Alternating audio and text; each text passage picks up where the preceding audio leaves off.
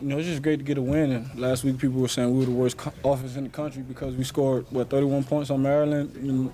I say every week that every game has a different story, and this game was all about us just pushing through as a team and as an offense. And I think we did a great job of overcoming adversity. And the defense, I don't want those guys to hold their heads because it's a team game, and whatever it takes to get a victory is what we'll do. So I'm pretty sure we'll need those guys, coming up pretty soon, and they just got to play big. Would you like every game to be like that? No, you know what I mean. I hate the suspense, but I love the fact that we always persevere, and we played a really tough Baylor team. They won 9 in a row, dating back to last year, and they've also been putting up some really good numbers and played some really good teams so far. So they did a great job of just putting pressure on us each possession. Do you feel like a Sandlot game was basically able to score every time we hit the ball? I wouldn't say Sandlot, but it did feel like one of those, classic Texas shootouts, and that's kind of what the Big 12 is about, I guess. Us being welcomed in, we got a chance to, be in a shootout, one of my first in my career, and it was just great to get a victory. The offensive line seemed to give you a lot of time. You had a couple completions where, their coverage kind of broke down just because you had the time. Yep. Was that kind of how you felt that you had the time? Yeah, the offensive line played great. And, like I say every week, those guys are the motor to this engine. To this, car or whatever. So, those guys just got to continue to play consistent and just get better from week to week, and we're going to continue to grow as an offense. On the field, you said you weren't perfect today. What could you have done better? I could have completed those, 5 or 6 that I had incomplete. I've also, we didn't score that first drive. We had a couple drives that stalled. I had a couple situations where, I kind of forced some balls in there where I could have probably just scrambled and picked up, 3 or 4 yards. So just continuing to improve on my decision making and getting better as a player overall. Back on Stedman's game, what he was able to do today, and were there some times where you just looked up and were surprised to see how open he was?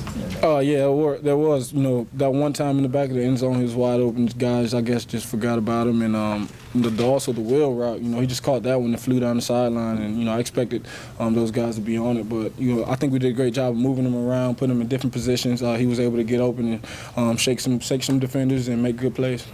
On that one touchdown to Stedman, he said he gave up on the play. He thought you had passed him on your reads, and he kind of slowed up. How do you throw a touchdown pass to a guy that's giving up on the play? Well, that's kind of part of our offense. I go through my reads, and I'm a pocket passer, and I always say that. And if the pocket's good, then I'm gonna stand back there and wait until a guy gets open. And I went to my 1 through 2, 3 reads, and Stedman was the first, and then I got back to him, and he was open, so I delivered him the ball. Not that you guys weren't a confident offense before, obviously, but to win a game like this where you need every one of those 10 touchdowns and you were able to get that last one, put it over the edge, what does this do for you guys as an offense confidence-wise?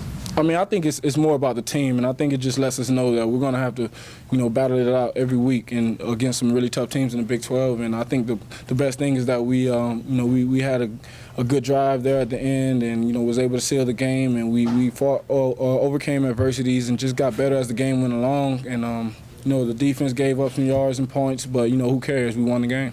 You named the things you could have done better, but obviously 95% of the time you're doing the right thing. Is that the best you've seen the field and made reads in a game that you can remember?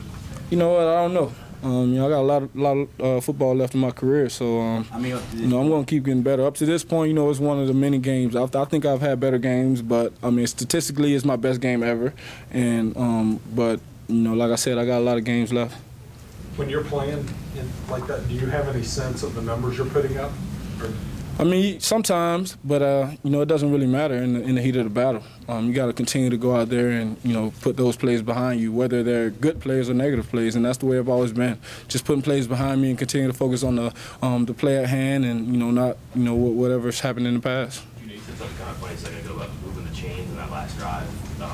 It seems really unusual for the other game. You scored 70 points. Yeah. How unique is that? How much pressure is there maybe on offense in this league to be consistent? There's no pressure. We don't believe in pressure around here because at the end of the day, it's still a football game.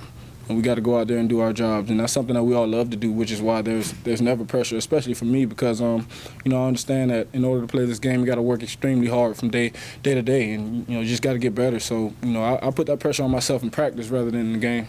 James' catch on that last drive, was that the only place you could get the ball to him? Was it a little Oh, no. That was terrible throw. The guy did a great job just snagging it with one hand, and actually that could have probably turned the game for us because the DB was in perfect position to pick it off, maybe run down the sideline. He was open, and you know, as I was throwing it, the guy kind of flashed in front of my face as he moved in the act of getting open, and I kind of put it to the spot where he was and not where he was going, and you know, he just reached out and snagged it and really saved the game for us. If today wasn't your best game, what was?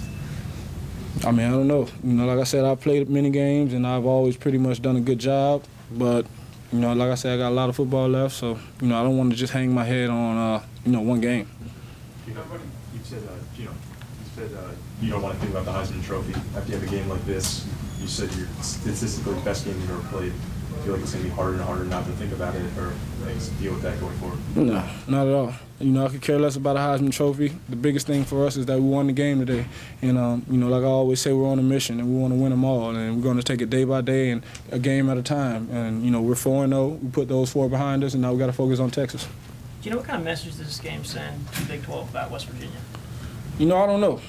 You know, one thing that I know about the Big 12 is that they have, you know, good teams everywhere. And, you know, I think we have about 6 teams ranked, maybe more. And I know that every game is going to be a tough, grinded-out game. And I know that, you know, the Big 12 is one of those leagues where, you know, you never know. You know, last year Oklahoma State lost to Iowa State, you know what I mean? So you can't just think of it like that. You got to make sure that, you know, you're focusing on your task and getting better from week to week. You know about Stedman and Tavon, but if J.D. Woods can do more of what he did today, what's that going to do for you guys? You know what? JD's done a great job. He stepped up and became a leader, and he's really the leader of this offense right now. And, you know, the more he emerges as, you know, that third guy and the better he gets, you know, I think it's going to help us out tremendously because teams really can't, you know, double team Stedman and Tavon because, you know, there's an extra guy out there, and then we can run the ball. You know, you only get so many players on the field at a time. How important was it moving Stedman into the slot a lot today? I think it worked out well for us. It kind of screwed up their communication on defense because I can tell that they were trying to bracket him and, you know, just put as many guys in his area as possible. But when you put him in the slot and you go 5 wide, then, you know, it forces them into putting a matchup not to their advantage out there. You know, do you feel sorry for defensive coordinators in the Big 12? I mean, I don't know. I don't, actually. I know they're going to come up with some crazy schemes, and we got to be prepared for it because, you know, I'm pretty sure when they watch this film, they're going to say they got explosive weapons everywhere, quarterback who can make all the throws, and, you know, we got to come with anything, so we got to be prepared for it. On that last 3rd and 1 on the last drive, was there any thought of throwing it deep downfield once more? No, not at all. Actually, the play call was actually designed for me to well, you talking about the handoff? Yeah. No, yeah. We had to get that first down, and it worked out for us.